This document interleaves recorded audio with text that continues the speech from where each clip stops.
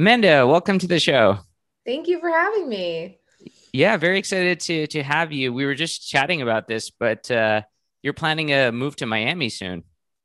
I am. So I have a lot of moving pieces in my life, but I've got like 2 months of madness and then hopefully to get settled in Miami. Yeah, that'll be awesome. Very curious and about the burgeoning tech scene. Everybody's talking about it, so I think it's going to be pretty exciting.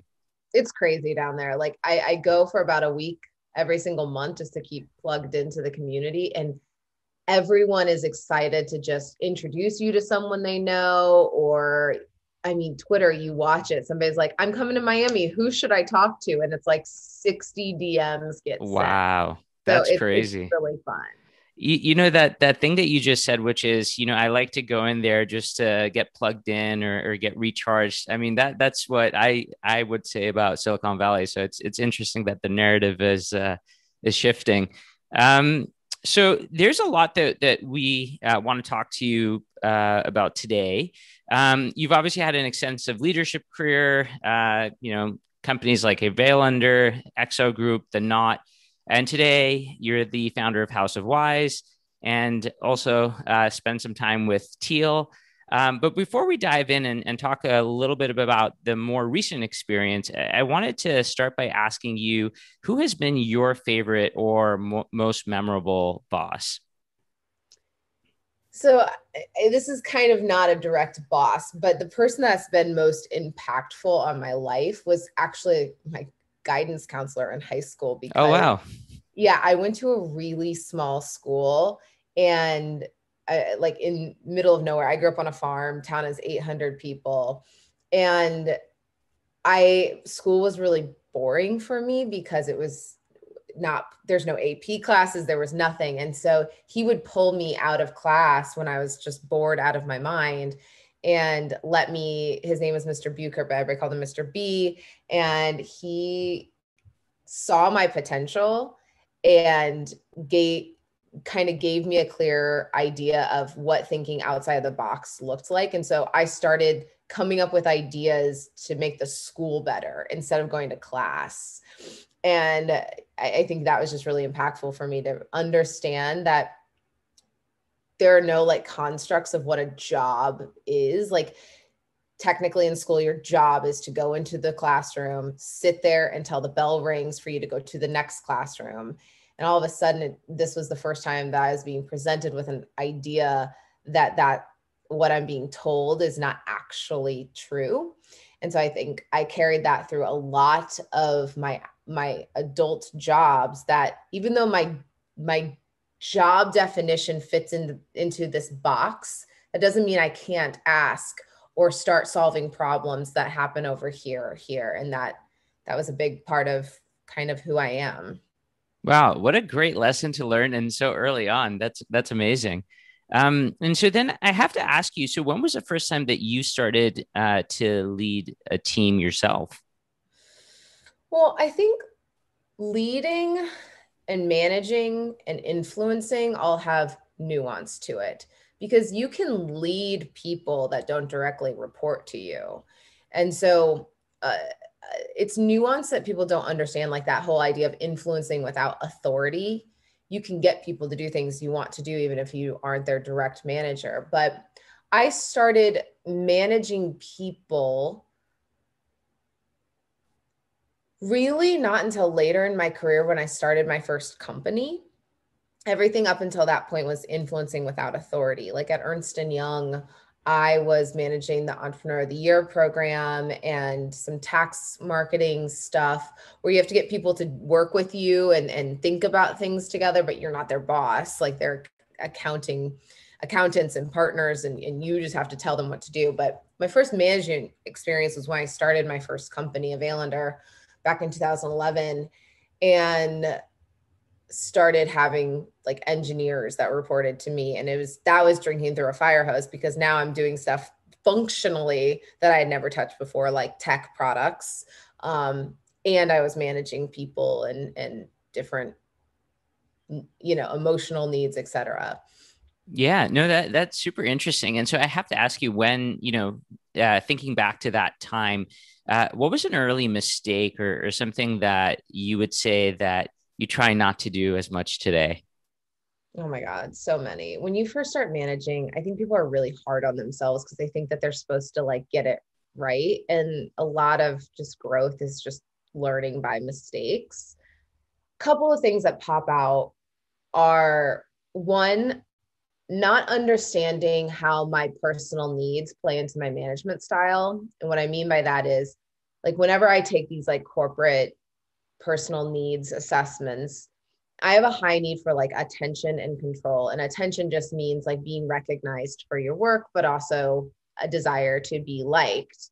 And I think identifying the conflation of the desire to be liked with providing feedback and helping someone grow are two very hard things to suss out.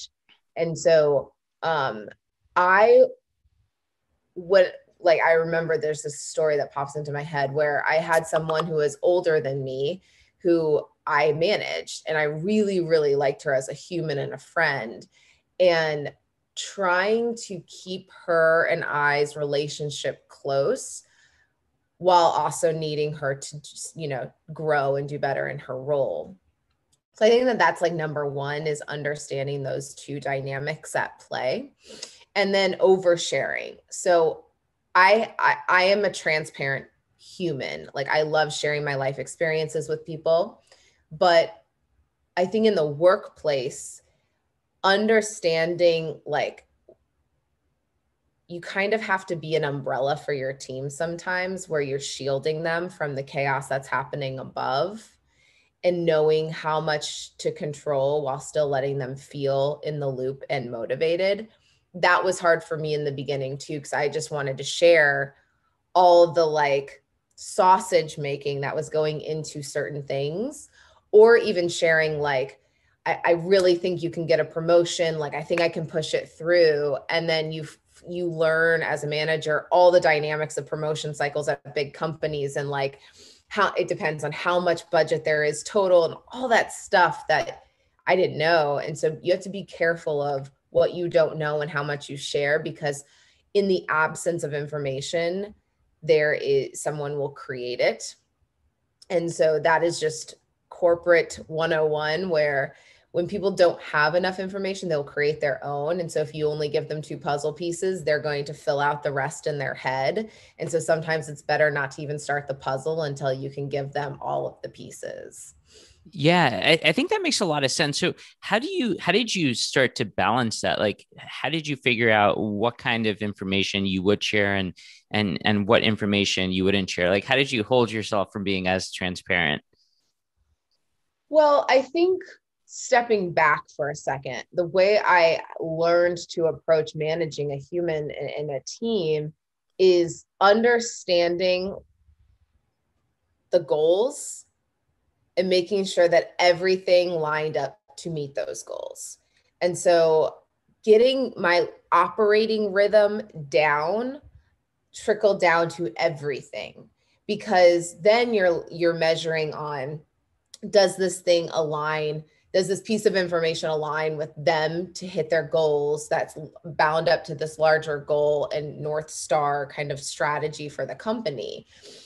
And everything goes back to like, if you're starting a road trip and you have no map and no destination, you're going to make a lot of wrong turns. And I think with managing, if you don't start with that first, like, what does success look like? Are we aligned on that from a strategy perspective? And now what clear quantitative goals line up to that? And then tactically, depending on how senior or junior the person is, are we aligned on what tactics?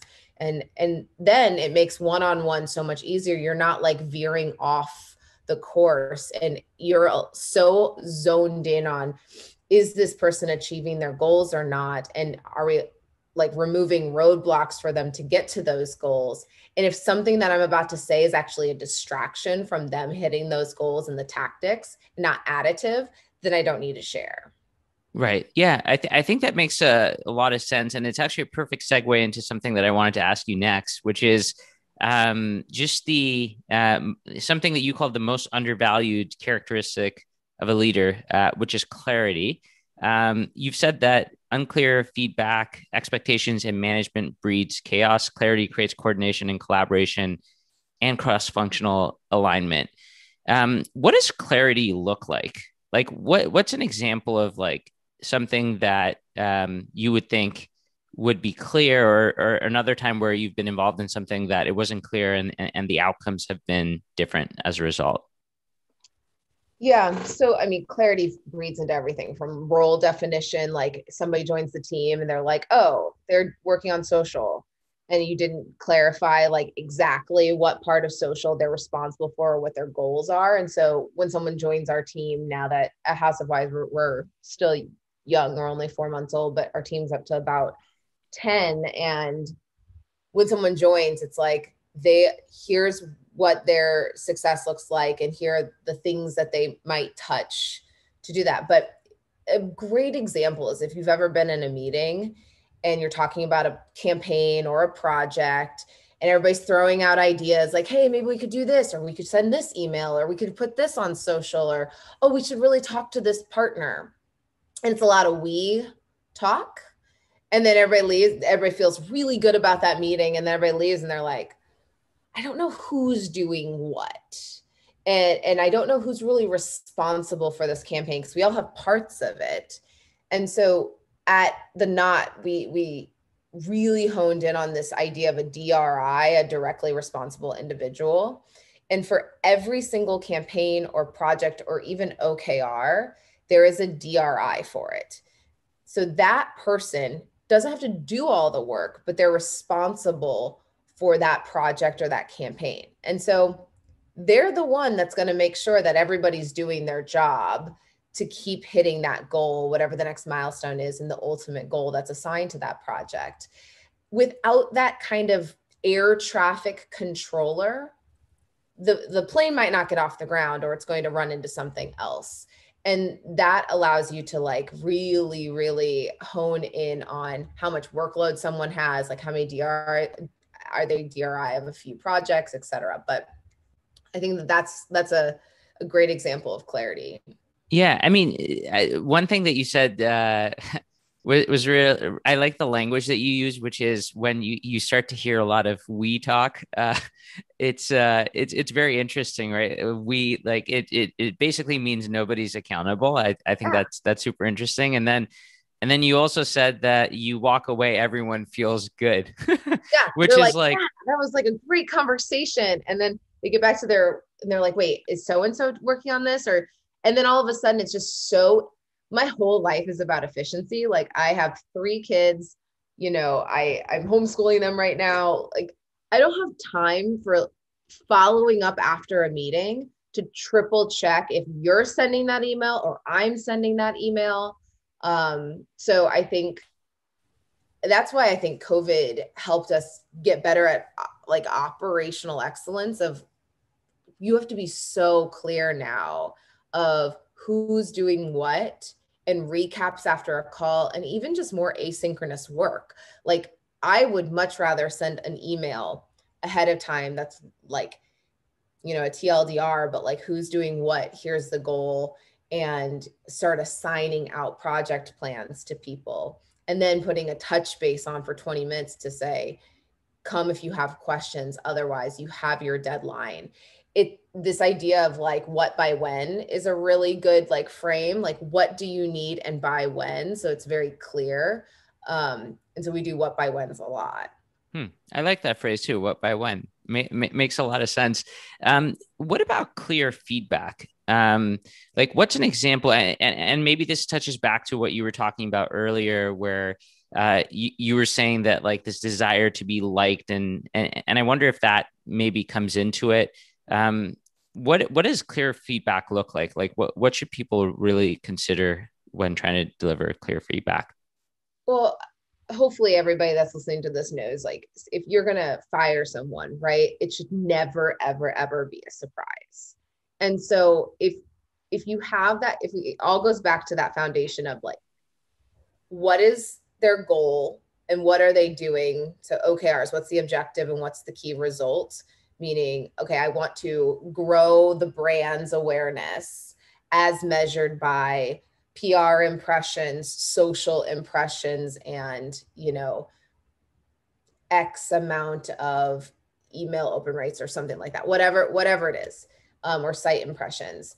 Those are quantitative things that you can measure by. And then, so that's your OKRs. And then you have tactics. Tactics are like, I'm going to pitch out these 3 stories and, post this on social and whatever, guys, it goes into the tactics. If those are all clear, then you can spend your feedback time on like, how are they thinking about things and how can you grow them in the way that they approach their OKRs, and then the cross-functional stuff and the day-to-day stuff. And one of the things I learned very quickly in my high desire to be liked is having safe words and safe parameters to allow for a non-emotional attachment to feedback. So we have at the Knot, we started bringing in this idea of start, stop, continue. And it's a 2-way street. And so when every single one-on-one, obviously you go through the laundry list of like, I'm working on these 3 things and I need your help with this one. But there should always be at least 15 minutes for a start, stop, continue. And that is just simply if you and I are having a one-on-one and I'm your manager, it would be you coming to the table with a start, stop, continue for me. What can I start doing to support you? What should I stop doing that's preventing you from growing or doing your best work? And what should I continue doing? And that start, stop, continue just provides this like safe spot for you to give me feedback and me to give you feedback. So I need you to start, like being proactive about new social ideas versus you waiting for me to come give you something to execute. So that's a start. I need you to stop like whatever, seeking approval for every single tactic or whatever. And so that's just like safe zone takes the emotion out of both ways. Cause sometimes it's also hard to give feedback up, to get your manager to give you a better working environment so you can do your best work too. Yeah. And the interesting thing about frameworks like that is that, if you stop someone, I mean, we don't, this isn't as easy anymore, but if you just stop someone randomly and say, hey, what should I start, stop, continue? It's not the sort of thing usually that they can just tell you, oh yeah, well, of course it's all these things. It almost requires this like active thinking mindset. But it's nice to know that like, if that's the thing that is expected to talk about, then you can be thinking about it for a while. And it's a great prompt. And like you said, managers typically don't get that stuff, that upward feedback, unless they proactively ask. Yeah. And as a new manager in a one-on-one, going from like laundry list to-dos to be like, okay, we got to talk about something that's, a little bit of a feedback piece. And all of a sudden it becomes really heavy. It's like, no, it doesn't need to be like that. Okay, we've now reached this portion of our weekly one-on-one where we're always talking about feedback. Feedback is a gift. Like whether you subscribe to a Ray Dalio radical transparency like paradigm or, just helping to care about the people that you work with to make them continue to be better. Either one, it's like you need to be giving feedback because it just helps everyone. Yeah. And that's an amazing kind of like tactical tip, right? Like to actually have a spot for feedback that it's coming every week. So it seem like a surprise shift. I really like that. There's this other thing. You talk a lot about this concept of like, you measure everything, but you also you talk about measuring things in terms of impact and effort. Can you clarify like, how those two things are different and what are examples of measuring each? Yeah. If you were going to put out like an axis of effort and impact and you have 4 quadrants, right? Top right, it's like high effort, but high impact, meaning this thing is going to take a lot of work and a lot of resources, but it could really move the needle, all the way down to lower left quadrant where low effort, but low impact. Obviously, the holy grail is low effort, high impact. I mean, it doesn't take a lot of work and it's going to move the needle. And people are like, always wanting to know quantitatively, how do you distinguish? But it's t-shirt sizing, right? Like small, medium, large. Do we think it's going to take small amount of budget, small amount of resources, small amount of effort, and how much impact will you think it has? That's where impact gets a little more quantitative, because sometimes social media is a great example. It's like, this thing might have medium impact. Well, let's quantify that. Like, if we're partnering with another brand, let's look at their following, their engagement rate, how many people could click on this thing, and then how many people could get to a landing page. And if you start to do it really back of the napkin math quickly, you get down to like 12 people might see this thing. Is it worth creating a full landing page with UTM codes, et cetera, changing tech and dev to their roadmap to add this in so they can program this button into this thing? Like, all of those things are important, but at the end of the day, you just do it on a quick axis of how much effort will this take and how much impact will it have on the OKRs. It goes back to the OKRs. What are we trying to accomplish?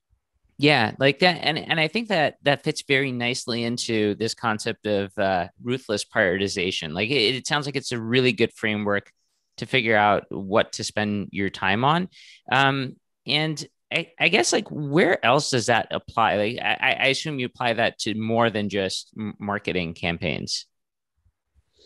I mean, it's everything. It's how I approach my my time management.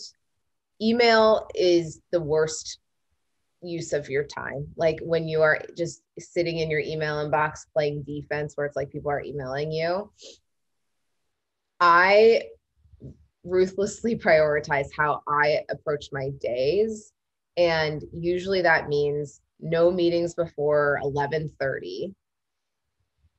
And I get that time to push things forward that take my brain power, and I'm on offense. And I try to tell my team, like, you are in charge of the calendar. Like, my non-negotiable, with the exceptions when we need to do podcasts and stuff, but we have internal rules of what's your best thinking time, and prioritize against it. Meaning that time where you can reach that kind of flow state of thinking and ideating and coming up with ideas or going into the weeds on something, defend that at all costs, because that's what's best for this company, is that you maximize your flow state.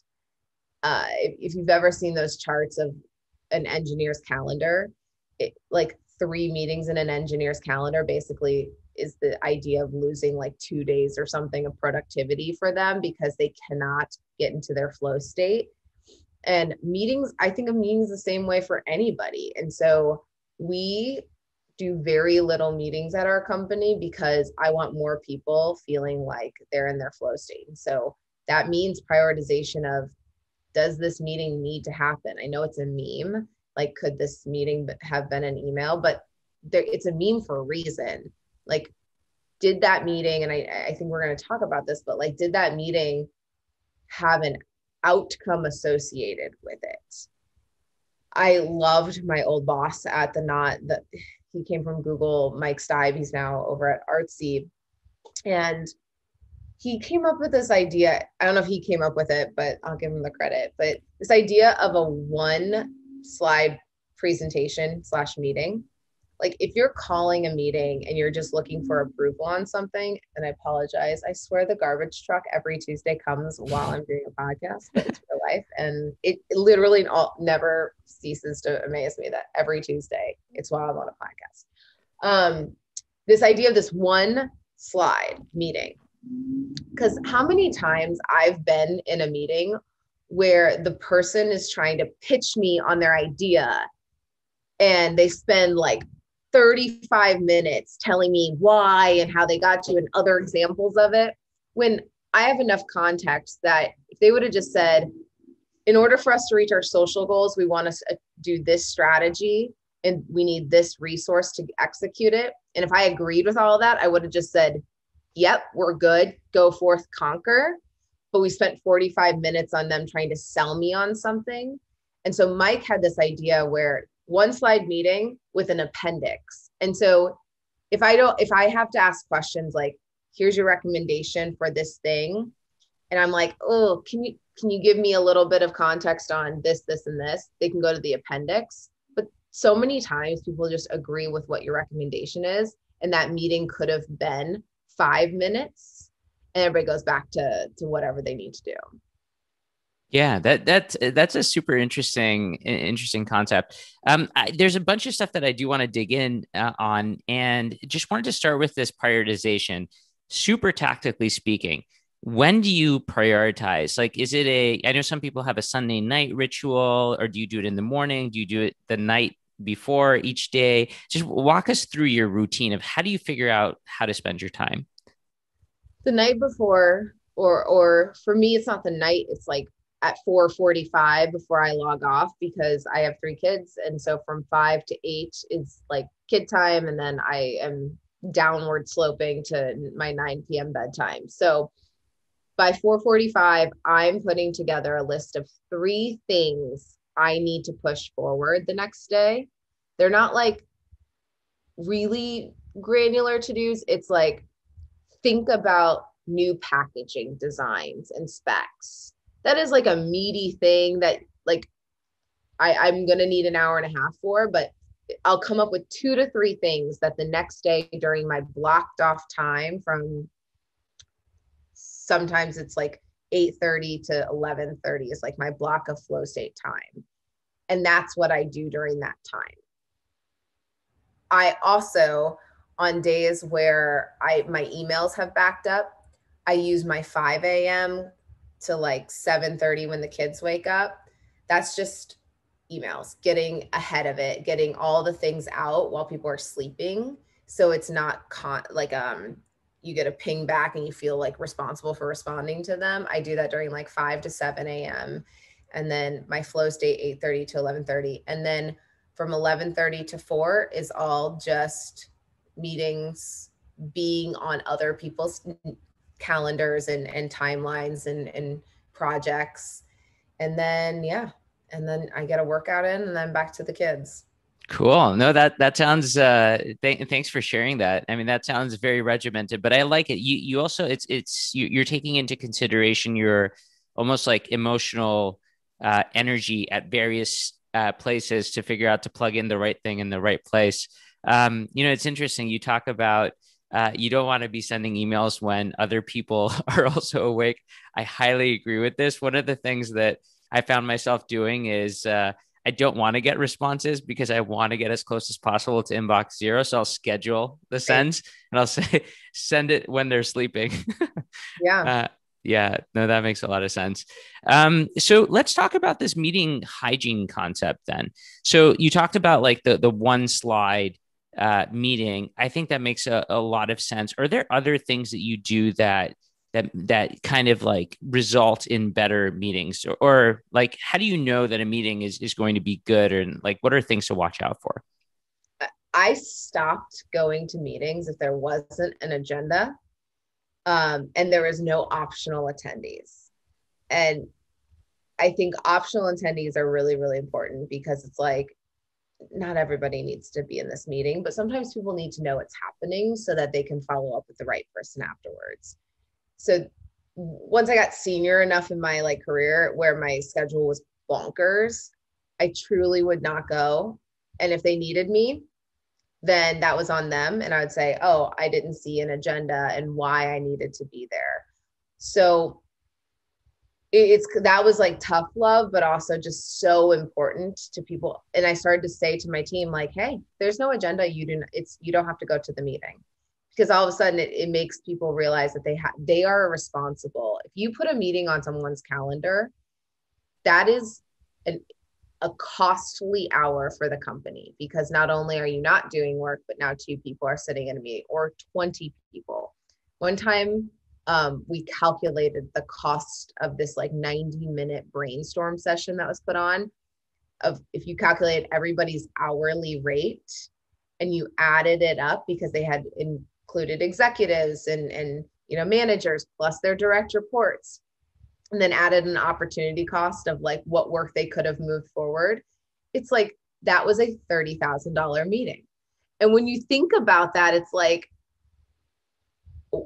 I'm responsible if I put that time on the calendar. And so am I going to push this forward? Is the ROI there for $30,000 of the company's time and money and resources? So meeting hygiene is so important. So it's just have an agenda, check and recheck who needs to be there, who are the decision makers that actually need to be there, and send a recap to everybody that was on the invite, optionals included, to say, here's what was discussed, here's what was decided. So everybody knows what the decision was coming out of that meeting and who's in charge of pushing it forward.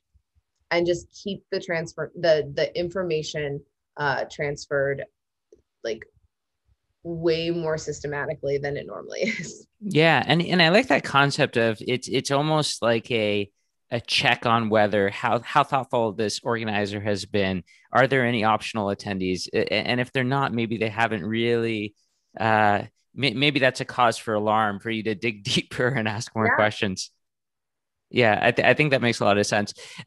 There's this phrase that you've used, which is what, and it talks about leading with intention. This concept of like avoiding to feel guilt. Where do you think, like when it comes to leading with intention, where does guilt come from, and like how can you avoid feeling that guilt? So guilt to me in just in a work setting usually means you have not been intentional about your calendar or your day or your workload. And guilt, if I zoom out in my life, like I want to give 100% to the thing that's in front of me and not feel guilty about all the other things I could be doing with my time or my energy, so that when I give it 100% and I move to the next thing, I no longer feel guilty. Because when we try to do like two things at once, where you're like, I'm trying to, play with my kids and do work, I feel guilty on both sides. I'm not doing either one well. So I'd rather do 30 minutes here, switch 30 minutes here. And I think the same goes for like work and leadership. Sometimes as a founder, I can't focus on my team as much because I need to fundraise or I need to be doing like media circuits, etc. The core of that though is communication and expectation management and leading with intention. And so I will be very, very clear with my team of, hey guys, this week we're going to stick to our 30-minute one-on-ones to touch base. Sorry, there's the garbage truck again. If you need anything from me, here's how to reach me. And just so you guys know, my head is down for these things so that they know if I'm not on Slack every single moment of every single day, giving like timely responses on things, they know I'm sitting in meetings, pitching investors or talking to people. So leading with intention and not feeling guilt has kind of that third component of you need to communicate and manage expectations of the people around you. And then they all flow together. You don't feel guilty by not responding to Slacks in timely manners because they know why. And they're not just again, it goes back to in the absence of information, someone will create their own narrative.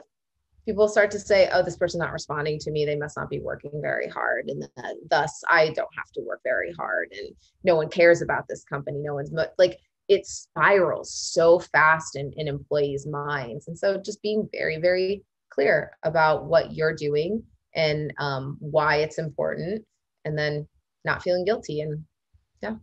Yeah, I mean, there's so many interesting things in that. I think like when you think about ruthless prioritization, in general, you're right that when you're doing things like that, and if you kind of mix it with a feeling of wanting to be liked, you can just create this scenario where it's really hard to ruthlessly prioritize because you don't want to upset people who may want your time in a certain way. But I really like that framing. And it's so important to just pre-frame it, and tell people that you're in a different headspace. And what I found is like what can be interesting is people actually become more self-reliant during those times too, oddly enough. Uh, There's a parenting skill that I learned when I became a single parent that was called planned ignoring, which basically means mommy's going to be really busy for the next hour. I have to all of a sudden do the dishes, mop the floors, like I'm going to be busy. And every single time mommy has that like busy time, the kids magically find something to play with on their own and come up with like a creative, imaginative game. And it's true. People become reliant when you don't helicopter and you don't show that every single time you're going to be there to solve the problem. They start to grow and they start to think outside the box. yeah, no, I think that makes a lot of sense. As a parent, I can totally relate. Um, Amanda, this has been super, super insightful. One of the questions that we ask all the guests on the show is for all the managers and leaders out there who are constantly looking to get better at their craft of managing and leading teams, what tips, resources, words of wisdom would you leave them with? I think as the more self-aware you become, the better you're able to help others. And so for me, when I started to go to therapy, that made me a better manager because when you're managing people, you're managing them as humans, their careers, and their emotions on a day-to-day basis. And when I can start to say and see patterns just because of having gone to therapy now for years, to be like, are you triggered by this, or is this truly something we need to fix? And like, you're not a therapist, but I think it's important for you to understand this person's emotionally reacting to this, and it probably has something to do with X, Y, and Z. You don't need to go into that, but it allows you to manage them. That, okay, this is maybe a bit of triangulation, or you're projecting onto this person, like let's like rethink this a little bit. But therapy gives me a stronger understanding of not only how to approach a problem, but also like how I'm dealing with my stuff. Because if you've ever managed someone that pings your like inner child stuff, like maybe they're a little narcissistic and you've had a bad experience with a narcissist and you are being pinged by them just because of how they are, that is really hard to manage a person unemotionally if you're not aware. And so, especially as you grow in your career and you start to manage more and more people and more senior people, I think understanding that those kind of EQ dynamics is important. Yeah, no, those are amazing words of wisdom and a great place to end it. Amanda, thanks so much for doing this. Yeah, this is awesome. Thank you.